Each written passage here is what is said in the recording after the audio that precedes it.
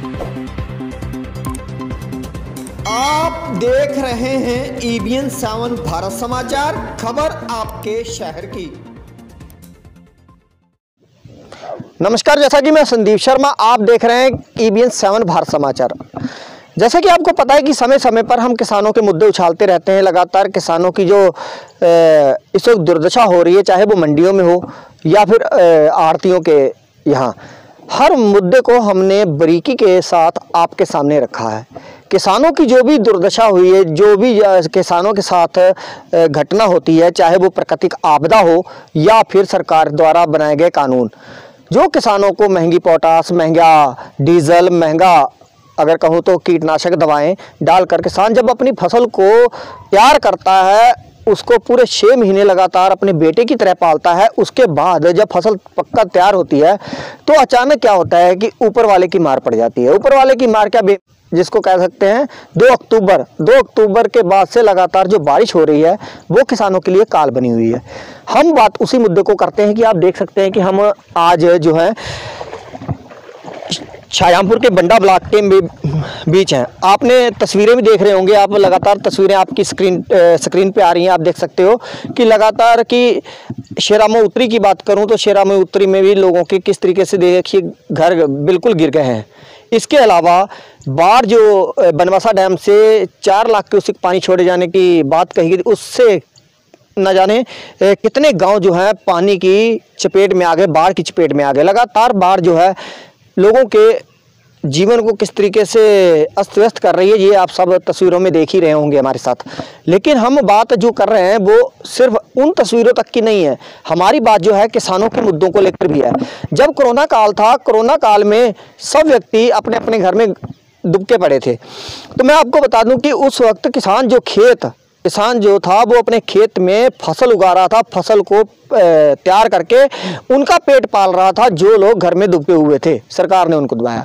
लगातार किसान जब कोई भी मुसीबत देश पर पड़ती है तो सबसे बड़ी रीढ़ की हड्डी जो जिसको कहा जाता है कि कृषि प्रधान देश, तो कृषक उसको लगातार उस भरपाई को पूरा करता है। लगातार किसान अपना खून पसीने बहाकर लगातार पसीने में, गर्मी में पसीने में, ठंड में, सर्दियों में किस तरीके से फसल को पालता है, ये आप शायद भली भांति जानते होंगे कि किस तरीके से महंगा डीजल पेट्रोल वगैरह लगाकर। तो उसी को लेकर क्या अब जो बात आती है कि क्या जो इतना सारा नुकसान हो रहा है लगातार बारिश की वजह से, किसानों का इतना जो नुकसान हो गया है, क्या वही लोग क्या किसानों के लिए भी जागेंगे? ये हमारा सबसे बड़ा मुद्दा है कि क्या जितना भी नुकसान किसानों का हो रहा है इस बाढ़ में, जे अक्टूबर के महीने के बेमौसम बरसात ने जो किसानों की रीढ़ की हड्डी तोड़ दी है, इसकी भरपाई सरकार कैसे करेगी? लगातार आपको ये भी जानकारी होगी कि लगातार कृषक बीमे की बात जरूर करी जाती है कि हाँ, कृषि बीमा जो है वो सरकार मुहैया कराएगी किसानों को। क्या आज तक किसी किसान को उस बीमे का लाभ पहुँचा है या नहीं, ये तो एक विषय अलग से रहा कि अभी तक पहुँचा है या नहीं। हालांकि मुझे उम्मीद है, यहाँ तक कि मैं जानकारी रखता हूँ, मुझे अभी किसी ने नहीं बताया कि हमें इस बीमे का लाभ मिला है।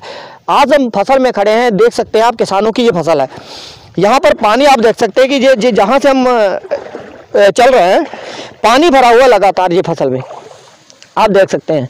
अधपकी फसल है, समझ लो तैयारी पूरी है, लेकिन इस पानी की वजह से किस तरीके से जो किसान जो है इस पानी को एक तरफ तो ऊपर आसमान की तरफ टकटकी लगाता है कि ये कब बारिश रुकेगी, दूसरी तरफ किसान खुद जो है नीचे देखता है कि हमारे खेत में कितना पानी हुआ होगा, कितना पानी और है, कितने दिन कटाई में लगातार। पहले तो सबसे बड़ी बात तो ये है कि किसान मौसम से डरकर पहले कटाई शुरुआत कर उसने अपना धान जो है आड़तियों को 1300-1400 रुपये में जल्दबाजी में बेचना उसको मजबूरी में पड़ा। क्योंकि उसके सामने एक ही चांस था कि अगर बरसात हो गई तो वो आगे बेचेंगे कहाँ, तो ये सबसे बड़ी उनकी समस्या थी।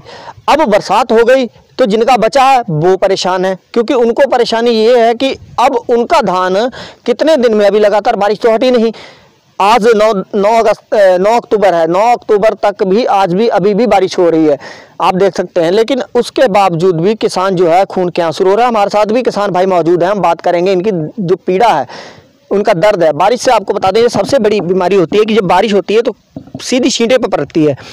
तो ये देख लीजिए, ये जो छींटे हम दिखा रहे हैं आपको,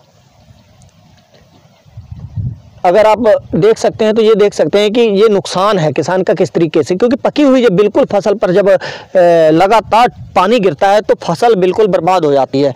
तो किसान का जो रीढ़ की हड्डी भारत में कही जाने वाली किसान जाति क्या विलुप्त तो नहीं हो जाएगी, इस मुद्दे को लेकर हम बात करते हैं यहाँ पर कुछ किसान भाइयों से। सबसे पहले मैं बात करूँगा यहाँ पर हमारे साथ मौजूद हैं, क्या नाम है, शुभ नाम सर?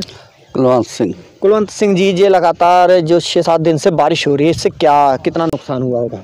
ये नुकसान जो है इतना ये तो हमें मालूम नहीं है भी, जो 2 तारीख से बारिश पड़ रही है वो सामने आपको सबको मालूम है, बादल देख रहे हैं ऊपर से। बाकी ये बात है नुकसान किसानों का हो रहा है। जो ही पानी आ रहा है, इतना पानी आ रहा है, अब डैम छूट गए हैं 4 डैम जो हमारे बनबसा डैम, हाँ, छोड़ा गया है, वो भी हमारी फसलों में आना है। गरीब लोग क्या करेंगे? जो नदी के किनारे बसे हुए हैं लोग हैं, उनको पूछो भी क्या हालत है। हमारी भी हालत ऐसी है, जो पानी इतना बरस रहा, हम पानी कहाँ निकालें? दूसरी बात ये है, हम जो सोच रहे हैं वो हो नहीं रहा। कोरोना के मारे हमने इतना कुछ करा है, तो उसके बाद हमारी कोई पूछ पड़ताल नहीं हो रही। हाँ जी, तो हम क्या करेंगे? यही हम बात कर रहे थे, आप जरा थोड़ा सा साइड में हो जाएं, कि हम यही किसान की बात कर रहे थे कि कहीं कहीं इस तरीके से तो किसान कहीं विलुप्त तो नहीं हो जाएगा कि किसान कॉरपोरेटिव घरानों के अंदर खेती आ जाएगी। क्योंकि एक तो भगवान मौसम की मार, ऊपर से जो इतनी महंगाई जो थी, जो महंगा डीजल पेट्रोल लेकर फसल जो आप लोगों ने तैयार करी, और उसके बाद जो ये हाल है, तो ये आप लोगों के लिए कितना कष्टदायक होगा ये हम खुद समझ सकते हैं। तो क्या आप चाहते हैं सरकार से? हम लोग इतने खेती तो परेशान हैं कि हम लोग खेती कहने छोड़ दें, इसमें कोई फायदा नहीं। हम इतने परेशान हैं, रात दिन सोच रहे हैं कि जब खेती का रेट नहीं मिलना, सही सौदा सानू कुछ मिलना नहीं। एक ऊपर वाला भगवान भी साढ़े करोपी रखन दिया, तो हम क्या करें बताओ। इस करके मेरा तो मन करता कि मैं अपने भरावां सब नूं ये अपील करता हाथ जोड़ के कि खेती छोड़, जो फायदा इस कुछ नहीं हैगा। फायदा जितनी मेहनत करने उतना ही बराबर ही छुटन रहे हम लोग। अब जो मौसम की मार पड़ी है, जो मौसम तो भगवान की कृपा, ਉਹਦੇ गाड़ी को जोर नहीं। तो सरकार भी साढ़े वाल की सोचन रही, झोना 12-1300 ਨੂੰ ਵੇਚ के समय क्या मिलेगा दसो। पीलीभीत क्षेत्र में तो बहुत बुरा हाल है, वहाँ तो लोगों की किसान पानी फिर दिया, खेतों पानी फिर दिया। अज भी तो सारा A to Z सब खड़ा, पता नहीं कल इन्ना की बनना, कहने कहना धान गिला वा सुक्का वा, की बचना बचाना इसमें। अच्छा, एक सबसे बड़ी बात है, आप लोगों का पराली का मुद्दा बहुत बड़ा था कि पराली, हम बार बार कह रहे हैं, देखो जब पराली पहला कहते हाई कोर्ट में आदेश हो गया पराली सड़ूगी, अब फिर चक्कर हो पै गया, आज पराली सड़ूगी नहीं। हम लोग क्या करेंगे बताओ? पराली साड़ेंगे नहीं, 2-2 4-4 वाला खेत जोतेंगे, उसमें की हम लोगों को बचूगा? 8 बार खेत जोतेंगे, हम क्या करें? क्या बच्चों को खिलाएं, क्या अपने आप खाएंगे? सबसे मेन चीज़ होती है, जैसे कहने का मतलब कि पराली के लिए प्रतिबंध है, सारे अधिकारी पराली को मना कर रहे हैं, यानी कि ऊपर से NGT का आदेश है। क्या सबसे बड़ी बात तो यह है कि मैं कहना चाहूँगा, क्या किसान के लिए ही पराली, क्योंकि वो एकमात्र सबसे ज़्यादा, अगर बात करूँ धुएं की, प्रदूषण की बात करूँ, तो जाएगी ये पराली दिल्ली तक जा रही है, पराली तू दिल्ली तक जाएगा। 350 किलोमीटर दूर जहाँ से दिल्ली है, क्या दिल्ली तक, वो भी सिर्फ पोया तहसील के 3 जो ब्लॉक हैं, बंडा, खुटार और पोया, जिस पर या जिलाधिकारी ने प्रतिबंध लगाए हैं कि इस पर आप पराली नहीं फूंक सकते। मैं जानना चाहूंगा कि तीन ही जो ब्लॉक हैं यहीं पर से ही दिल्ली में पूरा प्रदूषण चला जाता है क्या? जो बड़ी बड़ी केआर मिल है, बड़ी है बजाज हिंदुस्तान जो प्राइवेट लिमिटेड का, उसका धुआं निकल रहा है लगातार, तो क्या दिल्ली में चल रही है जो दिल्ली यहाँ रोडवेज की सबसे बड़ी बस आपने देखी होगी, रोडवेज की बस देखी आपने? जब स्टार्ट होती नहीं, जब अब स्टार्ट होती है वो कितना धुआं मारती देखी आपने? हम ये देख कह रहे हैं कि सरकार सरकार धुआं बेकार है, बस पराली 8 दिन खेड़ आ सारी, ऐसे ऊपर कुछ नहीं है। अच्छा मुर्दा आज भी कह रहे हैं, आज भी मुर्दा अपने जलाया जाता तो उसका धुआं ना निकल रहे, कहाँ ना निकल रहे ये बताओ? मुर्दा जलाया जात वो घर में थोड़ी खड्डे में डाले जात नहीं, ये ऐसा हो जाएगा, उम्मीद है मुझे कि जब खुदा न खास्ता भगवान वो कोई गुजर जाए तो कह देंगे कि मुर्दा मत जलाओ, प्रदूषण होगा। हाँ प्रदूषण होगा तो घर में मुर्दा जलाएं, घर में कमरे में रखेंगे मुर्दा, खड्डे खोद के उसमें डालेंगे।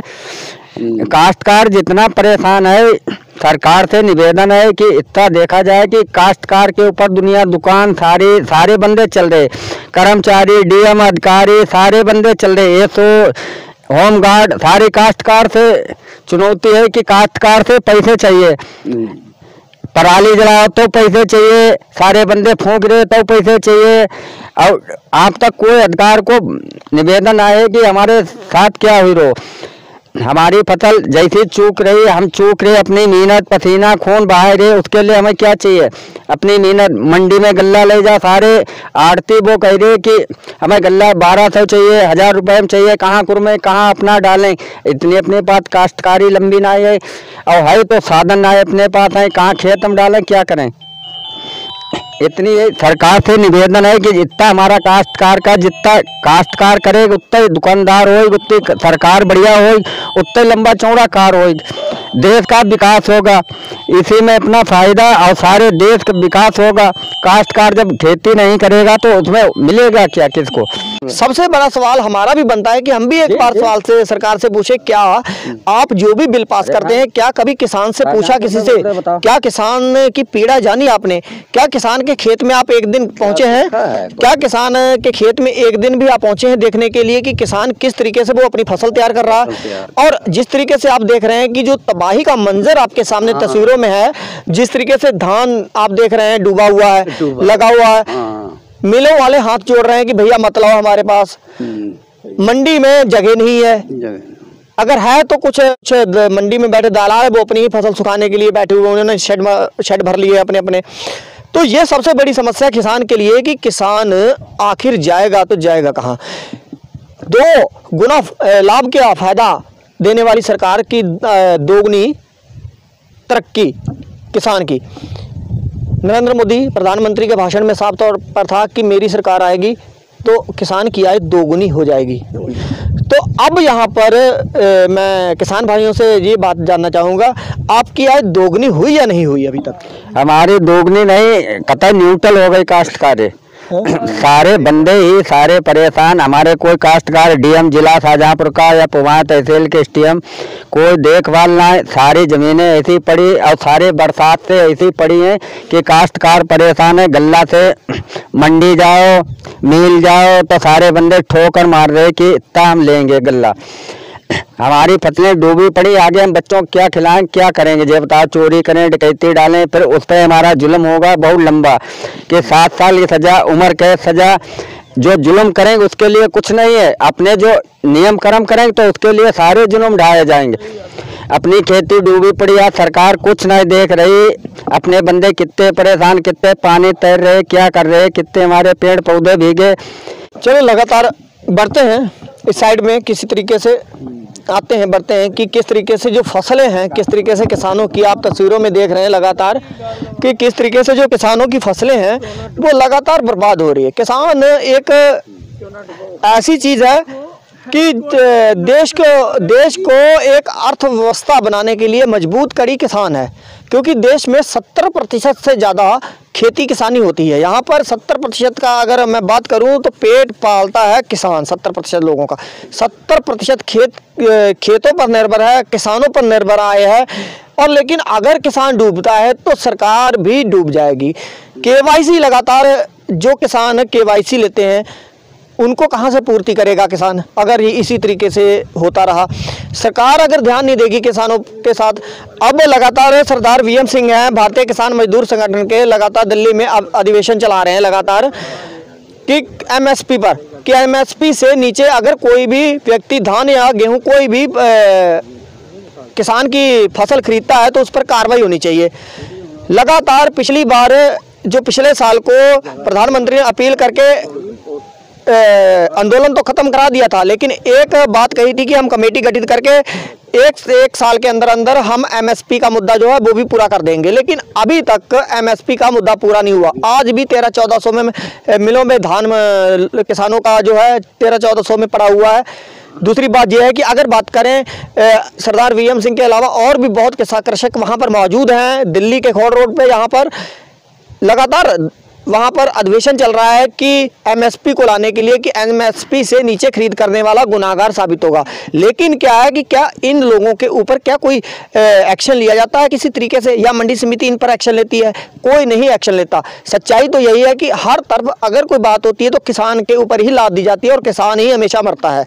असली बात जहाँ है कि असली मुद्दे की बात करें तो आने वाले समय पर अगर सरकार ने किसानों के लिए किसानों की तरफ ध्यान नहीं दिया तो आने वाले समय में ये कारपोरेट जो घराने हैं, कारपोरेट घराने हैं, वो किसानों की नैया जरूर डूब देंगे। और जिस दिन किसानों की नैया डूबेगी उस दिन समझ लीजिए पूरे देश की अर्थव्यवस्था बिल्कुल डावाडोल हो जाएगी, क्योंकि 70% से ज़्यादा जो देश की अर्थव्यवस्था है वो किसानों पर निर्भर है। तो अगर यही हाल होता रहा, सरकार ने नहीं ध्यान दिया, तो एक ना एक दिन सरकार को भी बहुत बड़ा इसका खामियाजा भुगतना होगा, क्योंकि किसान नहीं रहेगा, जीविका का साधन नहीं रहेगा, किसान की फसल नहीं रहेगी तो देश जितने जो निर्भर हैं भारत देश पर, यहाँ से गेहूं निर्यात के लिए चाहे आयात निर्यात हो या धान निर्यात हो, तो उनको कहाँ से सरकार धान गेहूं देगी अगर यही हाल रहा। है परेशान जो परेशानी जो है जिस सामने आप लोगों के किस तरीके से किसान जो है देख सकते हैं आप, जो फसलों को आप देख सकते हैं कि इसको देखकर आंसू आते होंगे। ये जो फसलें जिस तरीके से बर्बाद हो रही हैं इस पर क्या आज देखो, आज 3-4 दिन हो गए इतनी बारिश हो रही, हम क्या कर सकते हैं, रात दिन बारिश नहीं हो रही, हट रही। हमारा एक दिल जानता कि हमारे ना की वापरेगी, हमारा की बनेगा। किसान का जो दर्द है करनी कोई आसान नहीं रहेगी। मेरे हिसाब ना खेती कर लो छड़ के बंदा कोई साधु संत हो जाए चंगा रहूगा। मैं आज भी कहना योगी जैसे संन्यास लेने में फायदा है कि सारी फसल, मेरे बच्चे को सर्विस ना है, कोई पढ़ा लिखा ना है, जगह ना है, मकीन ना है, कुछ ना है। उनका तो ना उनकी घरवाली ना मोदी की घरवाली, उनसे तो कोई मतलब है ना है। उन्हें का मालूम उन्हें का मालूम हम जीविका कैसे चली हैं। जहाँ तो खेती कर रहे तो अपनी थोड़ी जगह कच्चा मकान, सारे बंदे प्रधान ना देख के, विधायक को वीडियो ना देख के, जिला का डीएम ना देख के, शाहजहाँपुर का एसटीएम ना देख के, शाहजहाँपुर का डीएम ना देख के, क्या हमारी बीत रही, क्या गांव प्रधान है, सरपंच है, कुछ भी है, सारे बंदे तो देखे ना है। कुछ अपने जैसे गुजर रही, नमक रोटी चल रही, बच्चे पाल रहे, वो तो हम जान रहे हैं। क्योंकि जहाँ पर भर्तियाँ निकलती हैं वहाँ पर जो राजनेता, अगर मैं बात करूँ तो वो पहले से ही कैंसिल हो रही हैं। लगातार जब से सरकार आई है तब से लेखपाल भर्ती हो, जब पुलिस भर्ती हो, कई भर्तियाँ वो रद्द हो चुकी हैं, आपने जानकारी होगी। किसान के बेटे के लिए हल ही है, या तो वो विदेश चला जाए, किसान का बेटा या तो विदेश चला जाए, या वो भाई किसान का बेटा विदेश चला जाए, या फिर यही मिट्टी में गला रहे, पड़ा रहे। क्योंकि जिस तरीके से मौसम की मार, सरकार की मार, सरकार के नुमाइंदों की मार जो किसान झेल रहा है, वो किसान आखिर कैसे उठ सकता है? वो किसान तो लगातार वो कर्ज के बोझ तले दबता दब ही जाएगा और किसान जाति क्या विलुप्त हो जाएगी। इसी मुद्दे को हमने आज आप लोगों के सामने दिखाया कि आप तस्वीरों में देख सकते हैं कि किस तरीके से किसानों की बुरी दुर्दशा है। आज मेन मतलब ये आ कि देखो आज दी हालत दे विच जितना काश्तकार परेशान आ, आज 4-5 दिन दे विच मैं ना आज तो 20 साल पहला नहीं परेशान होया। जितना परेशान काश्तकार आज वहाँ इतना 20 साल तो नहीं, पराली जलते ही पंगा मालिया पराली पर अधिकारी तुरंत भाग आते थे, पराली पर लगातार आते थे। अब बरसात ने जो किसानों का हाल किया है, अब कोई अधिकारी आया है? अब अधिकारियों ने पूछा अब पराली साड़ दो, वहाँ से कोई नहीं होता कोई। अब भी पराली अब लोग साड़ेंगे, ये नहीं करेगी, करेंगे लटे काश्तकार करेंगे पराली जला रहे हम लोग अब नुकसान हो जाए, अब कोई नहीं देखता। चोना पके सारे पानी चल रहे ऊपर से, तो आज कोई डीएम ना है, एसडीएम ना है, कोई एसओ ना है, कोई होमगार्ड ना है, कोई चपरासी ना है, कोई धक्के ना है। पराली जला में सारे बंदे नोट सारे। मैं कैमरामैन करण सिंह के साथ Sandeep Sharma, bureau report EBN 7 Bharat समाचार, शाहजहांपुर।